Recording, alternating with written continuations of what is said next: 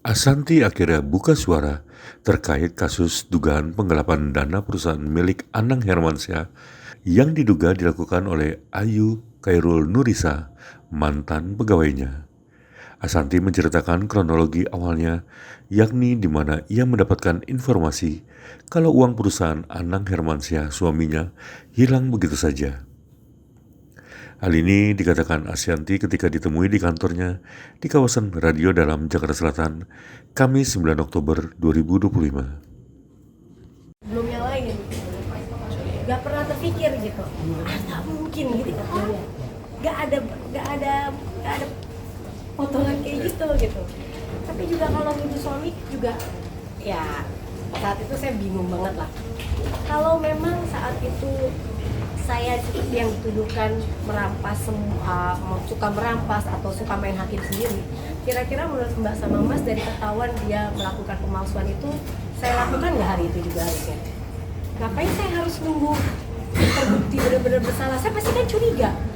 Dibuka aja deh, cari tahu deh di alat di punya dia gitu, cari tahu aja kalau benar dia apa enggak. Tapi tidak saya lakukan karena saya tahu hukum dan saya tahu bahwa ada asas praduga tak bersalah, belum tentu dia kan, bisa jadi juga orang lain. Akhirnya satu malam setelah 3 hari berlalu, dan itu salah saya juga, akhirnya beliau mungkin banyak menghilangkan banyak barang bukti karena punya 3 hari tuh beliau ya, untuk gue udah dicurigain nih, tapi kayaknya bunda masih belum notice. Hari H saya masih ngopi sama dia di Plaza Senayan, nggak saya marahin, nggak saya omelin, nggak saya biasa aja, cuma Mbak beneran nggak sih kamu disuruh bapak? Iya bun, dengan muka polos gitu ya. Saya ya udahlah. Dan dari situ dari PS saya nonton konser sama sahabat saya Mariska dan Aurel. Dia pulang sama Mas Haris, karena kita habis meeting. Dia pulang sama Mas Haris ke sini. Setelah dia pulang ke sini, saya lagi nonton konser yang udah bertahun-tahun saya idam-idamkan. Pernah gagal sekali nonton konser Boyz II Men datang. Itu pas Boyz II Men datang lagi, saya nggak mau sia-siain, baru 2 lagu. Mas Haris telepon, Bun udah ketahuan malingnya, untung kan bunda nggak ngamuk ke bapak. Itu saya, Mariska sampai megang saya karena gemeter tuh, saya kayak orang mau jatuh. Aurel bilang bunda pulang gitu. Akhirnya tim saya, Mariska sama tim YouTube, kan saya kalau pergi kemana-mana bukannya keroyokan ya, emang saya suka orangnya rame. Kalau orangnya tahu kita, aku pergi tim YouTube pasti ada 4-5 orang, ada yang IG, ada asisten, ada apa. Pulanglah kita, pulang Lumiere udah tutup. Kata Mas Haris, Bun aku pindah ke depan ke kantor bapak karena Lumiere udah tutup, kasihan anak-anak kan besok masuk pagi lagi. Oke, kita ke kantor depan ya bang, kita ke kantor depan. Beliau bilang diintimidasi oleh 10 orang. Kita udah kasih juga ke kepolisian CCTV-nya, 10 orang itu. Jadi datanglah saya, Mariska sama tim-tim saya, kucuk-kucuk. Saya bilang kalian di bawah ya, saya mau naik. Jadi yang naik ke lantai 3 apa 4 itu ya? Studio. Ke lantai 3 ya? Lantai 2. Yang naik ke lantai 2 itu hanya saya, disusul Mas Anang, masih perban berdarah-darah itu dari apartemen kalau dia nggak ikut nonton konser. Lalu ada Mas Haris sama Pak Tony. Sahabat saya Mariska nunggu di depan pintu. Tim-tim saya semua ya di bawah, Mbak Vida di bawah apa. Jadi nggak ada yang nungguin dia 10 orang tuh, tidak ada. Nah, lagi-lagi saya bilang ke dia, Mbak, kamu udah ngaku sekarang. Terus ya saya pasti bilang, kok kamu tega banget gitu. Dia cuma diam, tidak menangis, tidak ada setetes air mata pun, tidak ada penyesalan apapun. Buat apa uangnya Mbak? Saya masih berpikiran, adakah keluarga kamu yang sakit? Karena aku belum tahu dia ada di yang lain nih, belum tahu yang rekening-rekening lain, baru yang terbukti kan 1. Besok orang ngambil uang sebesar 500 juta, itu kan bisa buat, aduh ada yang kena sakit apa, operasi apa atau apa. Supaya saya masih punya empati, hati untuk dia gitu. Buat apa ada yang sakit? Enggak. Oke, enggak. Orang tua kamu ada punya utang atau masalah?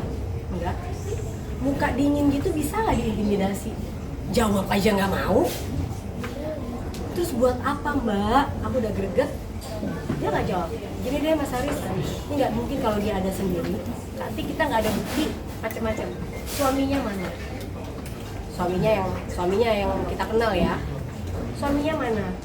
Oke, oh suaminya ternyata jemput ada di depan Lumiere. Panggil, aku bilang. Panggil suaminya naik supaya kita nggak juga ada kesalahan gitu loh. Kan dia anak sendiri dan dia benar-benar gak mau ngomong, cuma gini doang. Pegang ininya, HP-nya begini. Ya. Datang suaminya ke atas, kita tanya, Mas, ini ya, bayinya di atas, aku di atas ini, Mas Anang di sini, suaminya di bawah gitu kayak jongkok. Mas, istrinya melakukan ini. Nangis ngejar suaminya. Gini, Bun, buat apa Bun? Kenapa kamu begitu Bun? Begitulah ya, ini saya nggak ada selebihnya kurang. Mereka berdua cekcok, istri kan tetap gini aja. Dengan muka dingin, nggak ada. Kalau saya udah pernah ngalamin kayak gini ya, orangnya tuh bisa sampai kayak histeris, minta maaf, apa juga dilakukan ya ibaratnya. Kalau dia merasa, ya dia udah gue salah terus kenapa gitu. Oke, akhirnya ya udah gini aja deh, saya nggak mau di sini main hakim sendiri. Kita ke kantor polisi, ya. Waktu itu aku bilang kayak gitu sama mereka, kita buka laporan aja. Kita sama-sama ke sana. Saya udah berdiri, Mbak A-nya nggak mau berdiri. Suaminya sujud ke kaki saya gini-giniin. Mas jangan sujud-sujud ke saya nggak mau disujud-sujudin kayak gini, aku bilang. Bun, maafin istri saya gini, kita ganti pokoknya gini. Ya aku bilang, saya nggak mau kamu yang ngomong, istri kamu dong harus buka suara. Bun, ngomong dong, gitu. Dia tetap gini. Ya. Akhirnya di hari itu aku merasa ini udah nggak mungkin, saya berjam-jam, Mas Anang juga udah namanya baru ditanam rambut ya, itu kan masih nyeri gitu, dia kayak dia ini gimana sih gitu. Kalau Mas Anang dia kurang lebih udah sekarang maunya gimana gitu. Nah itu semua didengar oleh sahabat saya yang namanya Siska, dia ada di depan pintu, jadi dia dengar sekali ada nggak saya merampas sini ada nggak kayak gitu ya. Nah dari situ kita bawa ke polsek terdekat. Di perjalanan ya Mas sama Mbak, saya kan nggak ikut sama Mas Anang. Dianya diam, suaminya ngeraung-raung lah ke Mas Haris. Mas Haris, apa gimana? Aku nggak ada di situ, coba ngomong apa? Iya, suaminya Mas Haris, ini kan salah saya juga. Iya. Selaku suami. Jangan lupa subscribe ya.